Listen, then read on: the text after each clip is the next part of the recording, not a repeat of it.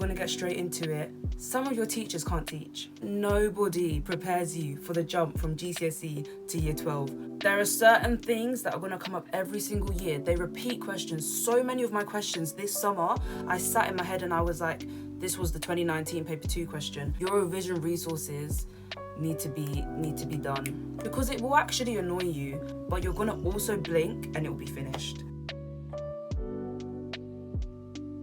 Hi guys, welcome back to my channel. Today's video, I'm telling you all the things that I wish I knew before starting sixth form. I feel like nobody prepares you for the jump from GCSE to year 12 because it's a jump. So we're gonna talk through all the things that I wish I knew that would have got me through those 2 years a lot easier. Number one, I'm gonna get straight into it. Some of your teachers can't teach. I feel like, let me elaborate. Some of your teachers can't teach you. Some teachers, the way they teach is very interactive. They ask you loads of questions and you don't take many notes in the lesson. Some teachers, they want you to write down every single word that's on the board. Different teachers teach differently and some of those teachers can't teach you. The quicker you realize that, the quicker you can then adapt and pivot and know what to do. So my first advice is identify the teachers that cannot teach you. Once you know those teachers, you're going to go into that lesson, you're going to be prepared. You're going to go into that lesson knowing, I might not get 100% out of this, but this topic that they're teaching, you're going to find it in the spec, you're going to note it down. You're going to say, I have not learned this topic properly. You're going to make sure that you then go out of your way after lesson to teach yourself that content. So that is my first bit of advice. Identify those teachers. And when I say identify those teachers, most times, more often than not, it's going to be every single one of your teachers because your teachers are human beings too. They have flaws. They can't memorize the spec. They can just teach you what they know how to teach you. So a big part of this as well is going to be identifying the strengths and weaknesses of your teachers and going and covering those grey areas. Number 2, find good revision resources early. Don't be waiting until year 13. I was using Snap Revise, I was using Save My Exams. Those two were my holy grail. I knew that for bio, Save My Exams weren't that good. But for physics, Save My Exams was actually really good. So I knew per subject what my revision resources were. This is something I'm telling you now. When you get to near the exam and you don't know a topic and you want to revise it, now's not the time for you to be like, where should I go? Find your YouTubers, find your study pages on Instagram, find your study pages on TikTok, find them early so that closer to the time, you know, oh, I need to learn this in maths. I know straight away, I'm going to Neil Does Maths. I know straight away, I'm going here, I'm going here. You want to know that you've got that bank ready for when you do have that lesson with that teacher who can't teach you and she's talking about a topic or he's talking about a topic that makes no sense. You know straight after lesson, you're going to go to that video. My third tip, which arguably is the most important, you're not going to do it after lesson. You're not. You're lying to yourself. You're actually lying to yourself if you're telling me after lesson you're going to go and recap what you've done in lesson. You're not going to do it. I'm just telling you now from personal experience. As much as you tell yourself, you know when you have a question in lesson, you're like, oh, after lesson I'm going to finish this question off. After lesson I'm going to finish writing that extra note. You're not going to do it. So I'm telling you now, in lesson, 100%. Give your 100% in lesson because after lesson, you're not going to touch it again. Lesson time is the only time you are going to pay attention to that content. There were some questions that came up in my exams and I distinctly remember thinking, the last time I remember being taught this by someone other than myself was in lesson. And did I pay attention in lesson? No. Tip number 4, your revision resources need to be done. What you need to do, end of every half term, give yourself like 2-3 days in the half term, make your revision resources for those topics that you've just studied.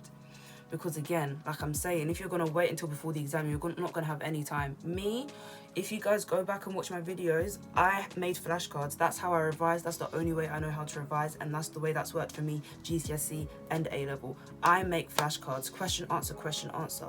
I started making my flashcards the first half term of year 12.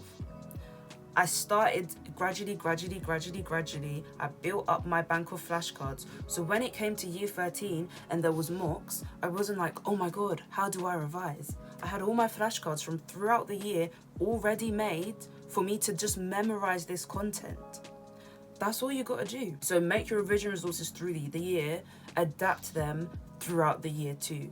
It's not just do an exam get some things wrong and move on. No, do an exam, go back to your revision resources, change the notes that you need to change, and then you can use them for your next mock and the mock after that, because they will have been adapted to account for those spec specific phrases that you need to know. Learn your spec, but learn the spec specific phrases, because it will actually annoy you. You need to have your spec, you need to know it.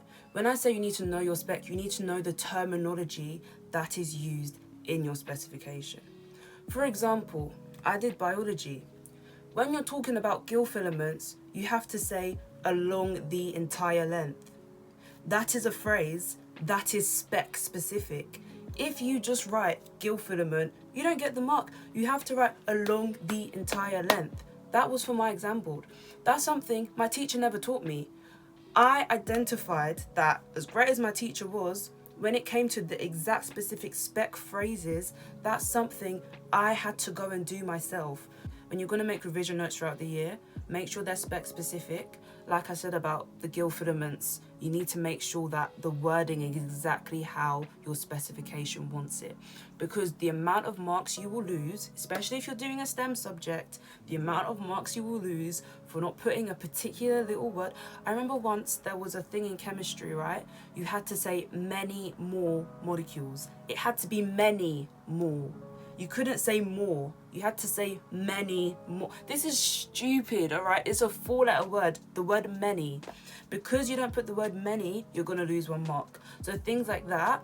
I then, after having made my flashcards in year 13, when I was hit with this wave of your notes aren't spec specific, I then had to go back to my flashcards, add to them instead of remake them. I could just add to them, change the wording, and make sure that my flashcards were adapted after each mock that I did. If you do biology, you're going to understand what I'm saying, yeah? But the wording is so picky. There are certain things that are going to come up every single year. They repeat questions. So many of my questions this summer, I sat in my head and I was like, this was the 2019 paper 2 question. This was the 2022 paper 1 question. So many. For all of my subjects, there are repeated questions. So learn the mark schemes really and truly. After you've learned the content, be learning the mark schemes. Don't just rely on what your teacher's telling you in lesson. Go and do topic questions. Look at the mark scheme for those topic questions. Add the mark scheme answers into your revision notes, so that when you're revising, you are revising the content, yes, because you understand it, but you're also revising what the mark scheme wants you to write. Because 9 times out of 10, you're going to put down an answer and your teacher's going to go, the content is right, but it's not what the mark scheme wants. And that is going to be a frustrating thing for you to learn. So straight off the bat, if you can be looking at mark schemes and learning the phrasing that you need when you're making your revision resources, when you're sitting in lesson and you finish a topic, and when you're doing your independent study, if you then go on topic questions, go on physics and maths tutor, pull up topic questions, even if you don't want to do the questions, go to the mark scheme, look at the phrasing of how they want you to answer questions and add those into your notes. You will save yourself so much time and effort and energy about being frustrated because your answer's not mark scheme specific. And before you guys go, oh, this doesn't apply for subjects like maths, the maths mark scheme is going to be your best friend, especially if you don't understand the subject. Because method marks in maths are what carried me through A-level. I'm not going to lie.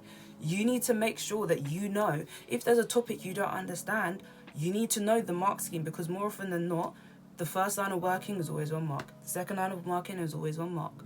For example, let me use stats, hypothesis testing. H0 and H1, yeah? Writing them 2, can't remember what they're called. Writing those 2 gets you 1 mark already.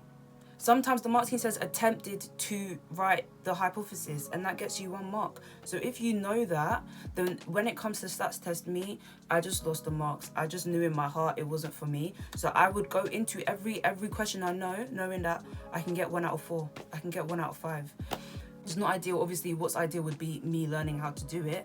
But when you can't do that, learn the little bits first. To do that, you need to know the mark scheme, because it doesn't matter how much content you know. If it's not mark scheme specific, you're getting nothing. I'm gonna say this straight up. Don't do 4 A-levels. I don't care if you're going to Cambridge, if you're going to Oxford, if you're going to America. I don't care what you're doing. I don't care where you want to be. I don't care who you are. I don't care what grades you got at GCSE. Me at GCSE, I got 6 9s and I got 4 8s. I got 6 9s and I got 4 8s. And I am telling you, don't do 4 A-levels. I don't care how smart you are at GCSE, you cannot do it. Me, my story is a bit different because I'm stubborn. If I could go back, would I still do 4 A-levels? Yes. But that's because my uni situation was so weird. And if you've watched my A-level results day video, you would know that I wouldn't have gotten into uni if not for my 4 A-levels. So that's a whole different story. But for you, if you're in year 11, going into year 12, and you're watching this and you're thinking, yeah, I'm gonna do chem, maths, further maths and bio. No. I don't care what you wanna do. I don't care who you wanna be. I don't care where you wanna go. Don't do 4 A-levels. Do 3. I don't care how smart you are. Do 3. It's better to do 3 and get 3 A stars than to do 4 and get 4 A's. And speaking from someone who got 2 A's and 2 B's, I would have rather have done 3. Actually, no, I wouldn't have, because I'm stubborn. But if I wasn't stubborn, I would have rather have done 3 and got 3 A stars than done 4 and get 2 A's and 2 B's. So do 3 A-levels. And this one's going to be a bit controversial, but I'm going to say it out of love. Guys, your free periods are to work, yes. But in 5 years' time, you're not going to look back and think, oh, I'm so happy I studied in every single one of my free periods. No. You're going to look back and think, oh, that memory that I made, that's going to stay with me for life. Sometimes the conversations you have with your friends, the little adventures you go on in your free periods, the little things that you do that you're not meant to do in your free periods are the things that you're going to look back and cherish the most after you finish sixth form. When I look back at sixth form, I don't think, oh, I handed in that piece of homework late. Oh, I had to rush my homework the day before. And no, I think, oh my God, I had so much fun that day. Oh my God, I laughed so much in that little chat we had. Oh my God, that's a memory I'm never gonna forget. That's what I think of when I think back to year 12. And coming from someone who was a head student, I was head girl. A lot of my free periods were organising charity events, doing fun things with my friends that were not academic related in the slightest. And those are my favourite things. We did a graduation video in the run up to our A-levels, right? I probably spent over 20 hours helping to film this video.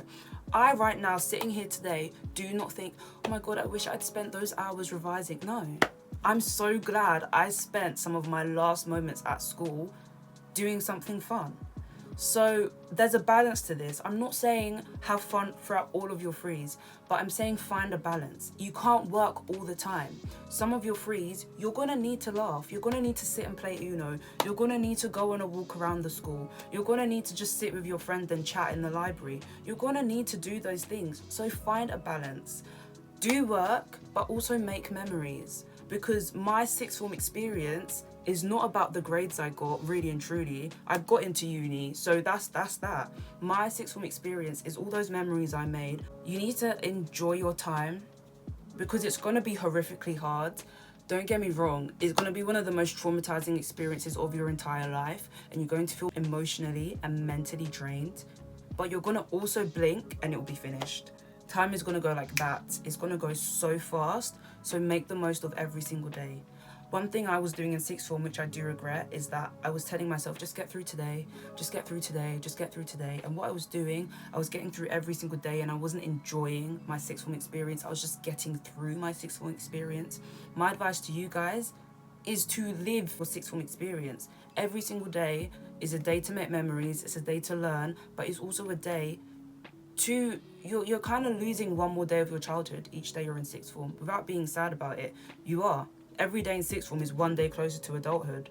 So relish the time that you have still being a child and enjoy that. Of course, you're going to have responsibilities. It's going to be horrible. It's going to be hard. But if you've noticed this video, I've not really come on here saying sixth form's going to be this, sixth form's going to be that, because sixth form's different for everyone. Sixth form for me was one of the most horrible experiences of my entire life. But in the same very breath, sixth form for me was one of the best experiences in my whole entire life. So you need to find that balance and you need to enjoy your time. because it will go quickly and you will miss it. But I hope this was helpful. Any questions, any advice, drop it down below in the comments. I wish you all the very best if you're starting sixth form this September, and I'll see you very soon with another video.